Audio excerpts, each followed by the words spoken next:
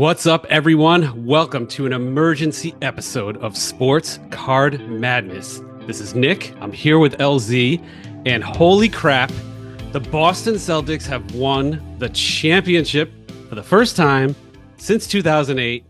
I've only seen a few of these in my lifetime. The last time they won, I was engaged, wasn't even married yet, no kids. So this is some mind-blowing stuff. We thought it was worthy. We're Boston guys. Celtics season ticket holder, LZ is. Plus, he was there. We got to talk about this, man. Dude, wow.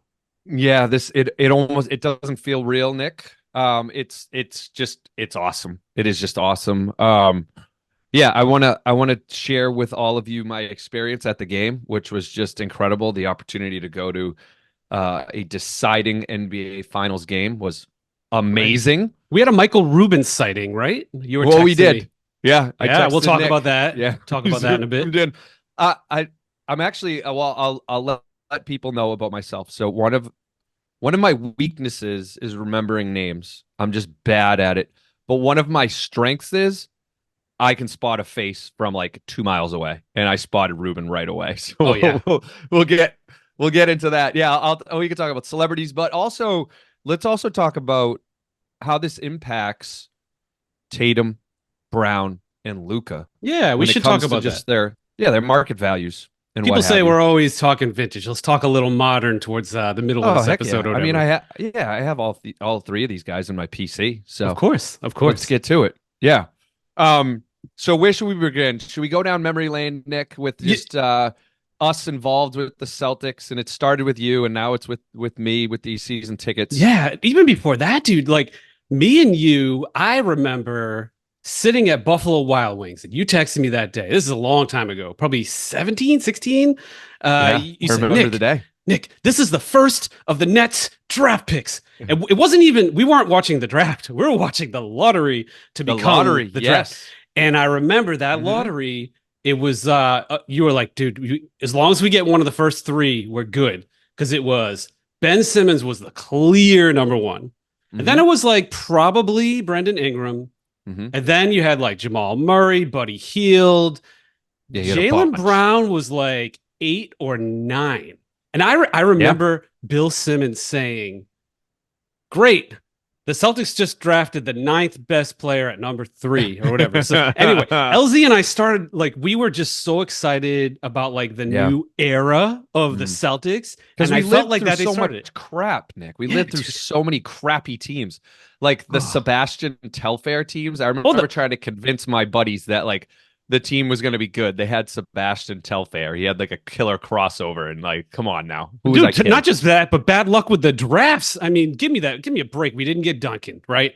Damn. We didn't get Duncan. Yeah. I mean, the whole Greg Oden, Durant thing. I mean, we got number 3. We turned it into a championship, but we've just had the worst, bleeping draft luck ever, dude. We have, but we need to be careful because our listeners, especially ones that aren't Celtics fans, are probably like, yeah, give me a break, guys. You guys are just spoiled. For everybody in Philly out there, I want to thank you. I want to thank you for trading your number 1 pick and taking Markelle Fultz, Mr. Deadeyes, and giving us Jayson Tatum and another pick. Yeah. So sorry, Philly fans. Fast forward, right? And well, actually, when did you get the season tickets? Did you have them for the Kyrie Hayward year? How about this for a crazy story? So I get all excited, right? I'm at a phase in my life where the kids are a little bit more grown up and got some time, and I'm like, LZ, I'm gonna get season tickets at club seats. This is gonna be sick. And then Gordon Hayward like breaks his leg 6 seconds. I was over your house. I was standing at your bar watching the game. And that happened. And you could just see the look in Kyrie's eyes, like he just gave up on everything right then and there. Even before that, though, your son, I couldn't make it because I went tuna fishing that day. I was gone for like 12 hours. So your son and our father-in-law went to that season. But even before it started that season, they went to the season ticket holders get like a private practice, and Kyrie goes off and says like, I plan on re-signing here next summer. Your son comes back. He's like, I don't know. He's like 9 at the time. He's all excited. He's like maybe 10. He's like, oh, great. This is so exciting. And they were so pumped. And then just all the sequence of events that happened after that, Yeah. just wild. The whole like the bluffing they did with Danny Ainge, Mm-hmm. go ahead, trade your guys for AD. I'll play that year and then you're screwed. And then Kyrie manipulating and going to During the Brooklyn. All-Star break, him scheming with Durant to Yes. leave. So that was the first Yeah. season, and I still Mm-hmm. had a great time, man. Yeah. We were coming into it. We were like bright-eyed and bushy-tailed, like really just excited to be there. And like Mm-hmm. we were we were starting to get better at like, So that okay, was 7 years ago. that was Your first season was 7 isn't years that ago. crazy? Yeah. Mm-hmm. Yeah. So I had them Yep. for a while. I mean, this is Mm-hmm. pre-COVID. Things got a little crazy at COVID, but like, it was fun. And we started to learn like, okay, if we get here early, we could see this player warm up. And Mm-hmm. we gradually improved. It started with like Yabusele, we at the tail end get his autograph, and it graduated to like That's right. getting The like teddy bear. 50 Mhm. autographs from anybody we want on any Yeah. team at any Mhm. time. We got so good at it, but it was fun, man. Like being just part of that. The club seats were awesome, and then Yeah. you ended up taking them over a Mhm. couple of years ago or whatever. Yeah, we Um, got the autograph bug. Just back to that for a second. It became almost an obsession for us, right? We started going to the games almost just to get autographs a bit. Like that was like priority number one was get there early, get down there, get to our spot, Right. get autographs. And we're talking, really anyone we wanted that would sign. Like Luka signed, Giannis was signing, Steph Curry. I didn't get Steph Curry, but he was a tough one, but he did Yeah, sign. Durant actually back when he was in a good mood, Kevin Durant Yep. would sign for all the when he was on Mhm. Golden State in a good mood, pre Kyrie by the way. Mhm. He would sign everybody's stuff as long as you got there at the right time or whatever. Yeah. And yeah, Tatum was harder in the beginning. I remember I freaked out. I got him in his sophomore year on a rookie jersey that will now probably be on my wall forever now that he's got a title and everything. Yep. I got that. I went with my father-in-law, got that signed by him at a Lakers game, and it was just awesome. I was so excited to get that, and we just got it was like this new phase of our lives. We went from like the nosebleeds to like, dude, we could really chum it up and like actually converse with the players, and it was so fun. We got. Mhm. I think we became more fans of it. It kind of got us into cards in a way, like It the did. whole modern Mhm. card thing. I'm like, well, I need to get a Jaylen Brown rookie autograph patch card, Yeah. or we need to get rookie cards signed. And Yeah. it was You it used was a cool we used thing. to buy just modern prisms so we could have all of the rookies so we could bring them to the games. Exactly. Yeah. Mhm. Exactly. Yeah. Yep. And it was fun too. The other thing, like seeing you got to really know the players by the way they interacted with the fans. It's almost like what you said on a previous episode. You can judge a person's character by how they treat the waitstaff. Yeah. And I can judge an NBA player's character by how he conducts and treats the fans. Some are absolutely amazing and wonderful. Some are like secret ghost ninjas like JB and just get like very in and locked out. in. Just Some people just warm up before the fans are even sniffing the building. Just a total wide range, right? And then some are jerks. And some are of them. absolute jerks, Mhm. like absolute jerks. Yeah. It's crazy. Mhm. So it was cool. It gave us a new perspective on the NBA. Then we started the fantasy league, which was it got even more fun and really just kind of it's almost like the origin story of this podcast in a way. It's like we started really just talking more about hoops and sports cards and players and it's pretty wild. So, dude, enough about that, man. Let's fast forward to the you game. were at this game. you were at a you checked off a bucket list item. Oh, I was first off, I'll tell a story, right? So I went to game one. Game one was electric. Place was nuts. Actually, some listeners from the pod were there, so connected with them at the game, which was cool. Oh, that's right. Yeah, so it was great. And they smoked them. It was awesome. And I think we all thought that they were going to just roll. And then come game four, I happened to be up in New Hampshire for game four. And I knew that I had game five, but I didn't want to come home from New Hampshire. So we wanted them to win, regardless. Yeah, I wanted them to win game four, and they didn't. So, it's woe is me story here, right? But I had to leave vacation early to come home and go to game five. It took me showing up to game five to get them to over the top, Nick, is what it did. They needed me in the arena. So yeah, the night of the game, the place and I don't know. I mean, people say this all the time. It was the loudest I've heard the Garden in 7 years. Woo. 7 years, the loudest I've heard it, without a doubt. The other thing, a big observation, like people were not sitting down. Like, especially in, Nick mentioned it, right? These are club seats. So they're a bit pricey, and there's just a different fan sitting in these types of seats. And usually those types of seats aren't like the wild and crazy, like ripping your shirt off and like chugging beers section, right? They're just only not. sometimes. Only sometimes. Yeah. Although I have a story around that.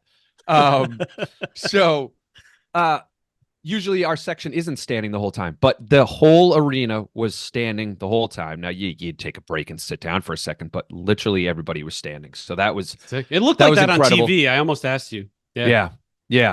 And I'm just gonna kind of fast forward a bit. So the game, there is like 4 seconds left in the game, or not even. There was like 2 seconds left in the first half, and Luka's at the foul line and he misses that shot.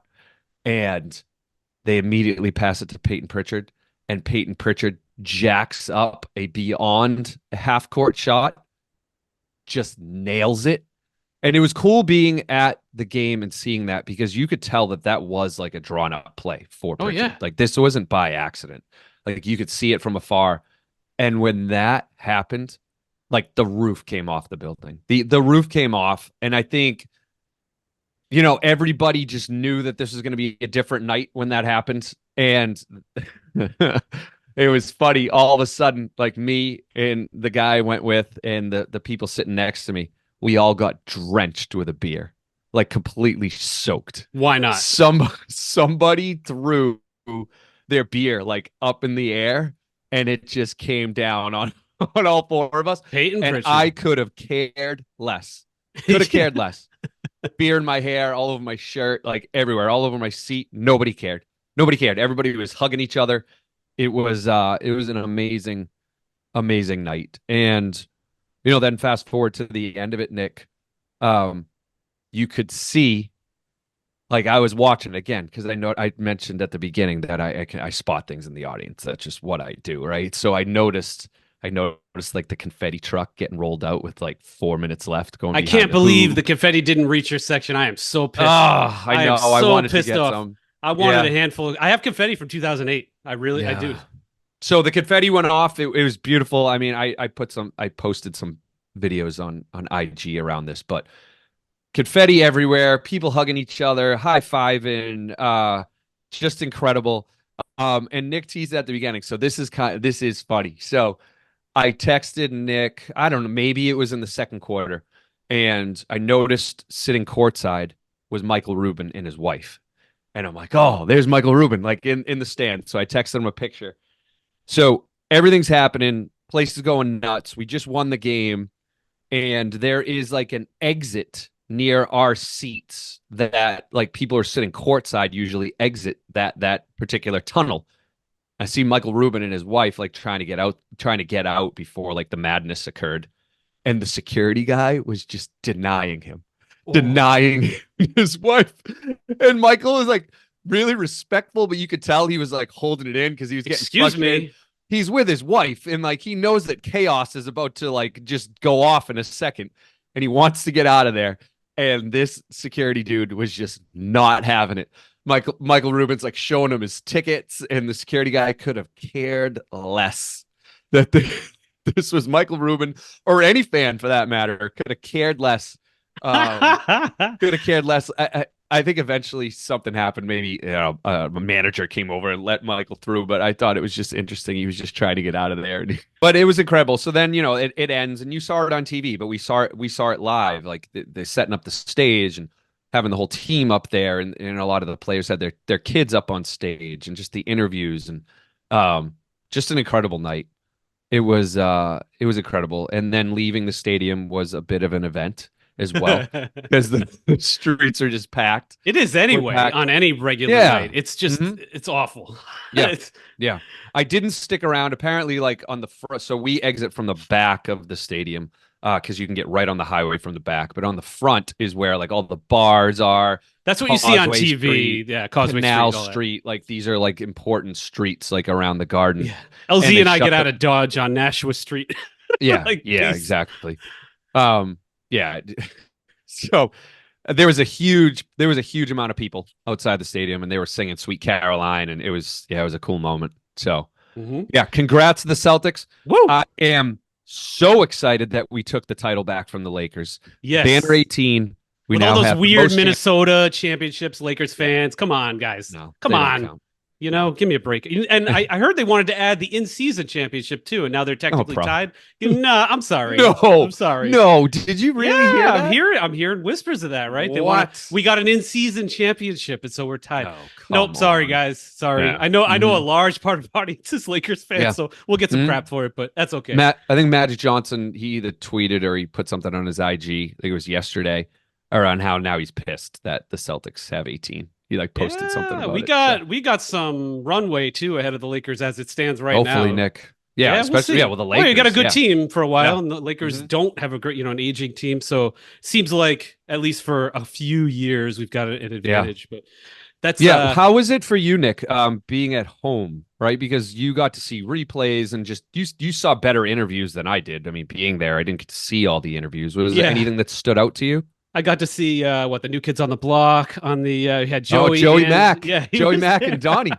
No, staples. The stuff you see on TV, you can really see when a player's gassed, and you could tell Luka had given up when he just started. Luka never bricks shots; he could just shoot from like half court. He always hits his shots. He started missing them, and you could tell like the fatigue started to get to him. Like he's been doing it all, and Kyrie, ever since stepping on that logo, baby. He's injured his leg, and he has never won a game in the Garden, and I don't think he ever will. He is a mental midget when it comes to stuff like that, and he played like crap. Did they show Kyrie on TV shaking hands with all the Celtics? That was the weirdest thing. He he uses a timeout to make it all about himself and come over and hug. But you know what's funny, LZ? That was the moment I realized we won. Up until that moment, I'm like, I don't care if we're up 27. Luka could get 40 points in a minute. It's so true. But then Nick. When Kyrie walked over and started hugging and 2 minutes left, I'm like, oh, we won. We're champions.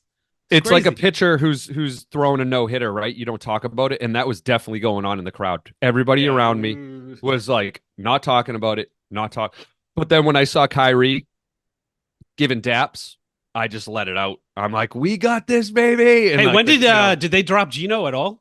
They did. Okay. When did they drop that? That was afterwards. So when the confetti was they waited till like the whole game was over. I think it's American Bandstand. So American Bandstand in like the 70s and 80s was a TV show that would show people like on TV just dancing to pop songs. Yeah. And in the Garden, there is a thing called Gino Time where they show a clip from American Bandstand, and there's like this like totally classic 70s like Italian. I think he's Italian. He looks like he's Italian. Name's Gino. And he's got this T-shirt of Gino, and it's become like Gino's become like this cult classic in Boston when the team is up by a lot or when they got to win. It's like the Sweet Caroline thing with the Red Sox. But Gino made an appearance after the game. After the game. Yeah. So but real quick around Kyrie, if I could for a minute, and you're probably gonna disagree with me. I actually give him credit for doing it. Yeah. And I know like he might have me still hate him, but good job. He might have me fooled, but I thought it was a stand-up thing to do what he did. I can't stand the guy. Yeah. But maybe I'm wavering a little bit. Maybe he's coming around. Maybe he's growing up. Yeah, that he's growing up. Exactly. That's how you say it. He's in his mid-30s. I mean, it's about time. Yeah. Yeah. Oh, man. Right. So modern stuff. You think Tatum's pretty safe now. Like he's not obviously not a GOAT. He wasn't even the MVP of the finals. I kind of agree with that too. Like JB was a beast of a two-way player and had that dog mentality. And I actually think he was by a hair like the best player of us. I mean, you could argue Luka was the MVP in a way, but no, Luka doesn't play defense, Nick. That's right. Right. He just hits everything. Yeah. So everything. I think like we talk about safe stuff. I think Tatum and JB are elevated to like safe status now. They're rookie cards and they've won a title. That Mm-hmm. one's got a finals MVP and the other one, Tatum, he's top 3, top 5 every year. All League right, so MVP. you think they're safe? Do you think their values are going to go up? I think JB's will go up.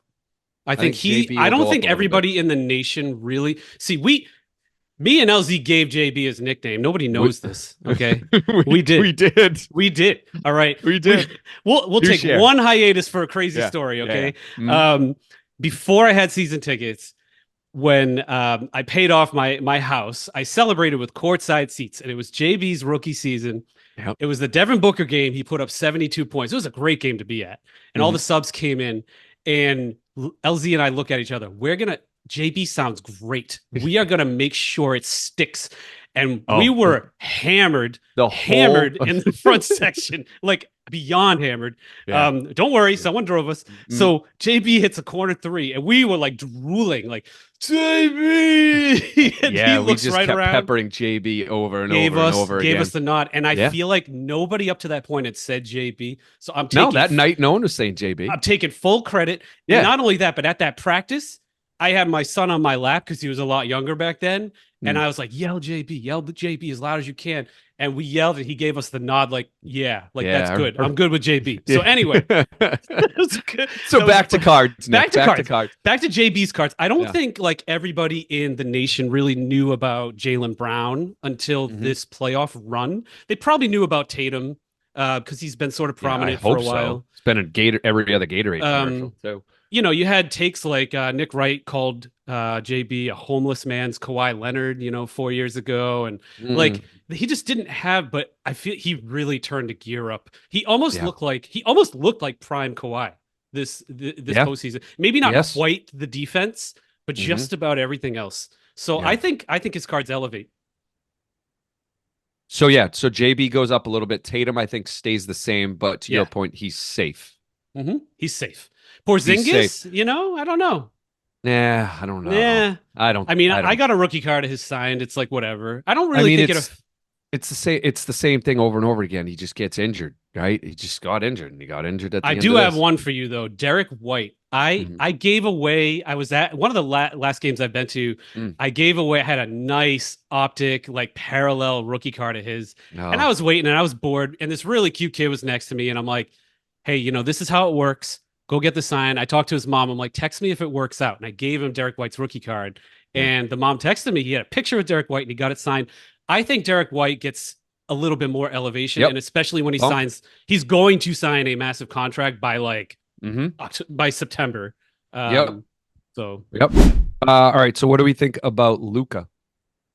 Man, it was a good run. I mean, he tore apart. That Minnesota team was rolling and he tore them apart. Didn't get to face Denver. That would have been excellent. That would have been I think he's steady. He signed so much stuff. I wouldn't really stress about his autograph on rookie cards. Yeah, autograph. No. I think he's just kind of he needs to win. Like, I am scared of what that dude can do if he's not like smoking hookah pipes all summer and actually working out. Could you imagine if he dropped his body fat percentage by like 3 points? Right. If he lost like 10 pounds. He could potentially be like Jordan, Kareem, Magic, Bird. Magic. Yeah. But right now, very Magic. Yeah. He gets gassed, right?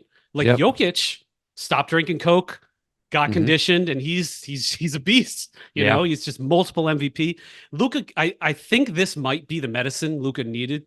Maybe I think it is. He gets that Clubber Lang beat me mentality. Rocky 3. Well, he got the beer taken away from him in the locker room. In like, what was it, game? What was that? That was that on the way to the finals, right? That was awesome. That was awesome. Oh, no beer for you. That's stuff that needs to happen. That's what he needs to be doing. He needs to be doing that. So yeah, I think he stays flat. The one guy that I think now he's not flashy like Luka, but lively for the Mavericks. All right, he's a rookie too, isn't he? I want some of his energy, man. That dude. I think he is. I mean, that might be someone to kind of hedge some bets on. Now he's a big and like their values aren't typically very high, but He's got some passion. You need that. Yeah. You need he's the kind of guy where he saves $1 on a burrito at Chipotle and he's screaming out the door like, yeah, yeah. Like he is so pumped about everything. Yeah. I thought he was awesome. Like his energy was awesome for the team. Mm-hmm. I mean, we played pretty small, so that helped him kind of have a little fun with us. But still, I don't know. It'd be interesting. And you got all these tertiary players. Like I got a couple Peyton Pritchard autograph cards. By the way, he's a good dude with the fans. He signs all the time, always for the kids. Pritchard's my daughter's favorite because he interacts so much with them. Yeah, he's a great dude. He's a really good dude. And I don't know, man. I feel like in the last 2 minutes of a half, you should be able to get 5 points for a half court shot. That would be so fun. You'd have every team. You'd have teams just lining up, like taking weird shots. All right, maybe the last 30 seconds. That's it.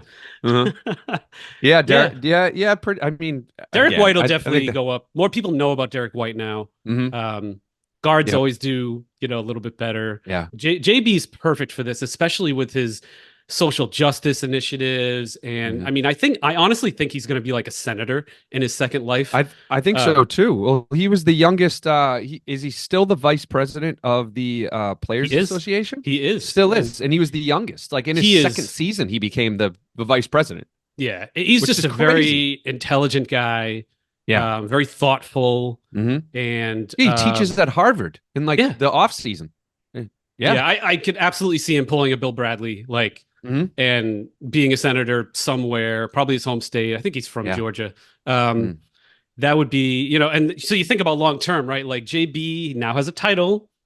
If he didn't play with Tatum, he could be like the favorite for MVP, but they got to share the ball, right? But it's it's interesting. Yeah. Whew. Yeah. God. All right. I still can't believe once they won. Again, congratulations. Yeah. Before we drop off, Celtics. I have an invite for the audience. So LZ and I have a super competitive NBA fantasy league. So if anybody that I won this year. Well, you forgot to say that I won. You won this year. You did a great job. Thanks to Wemby. What did I get? I got third place. I didn't do great this year. Yeah, but LZ took. Yeah, no, I've won, I don't know, 2 or 3 times, whatever. Yeah. You won this year. You made some good bets on rookies. That was your key. So anyway. Holmgren and Wemby. Get to your ask. We do have a couple. I have a couple followers on Instagram that are in it. Old fraternity brothers, family. I'm willing to open it up to maybe like another 4 to 6 people. Yes. It's a $50 buy-in. We typically draft in mid-October. And if you want to, just hit me up on Instagram, Boston Card Hunter, and we'd be happy to have you. Absolutely. We want some more competition in this league, Nick. Rock on. Yeah. All right. Shut up, LZ. All right. Hope you guys enjoyed this. Go Celtics. Woo! Bye, everyone.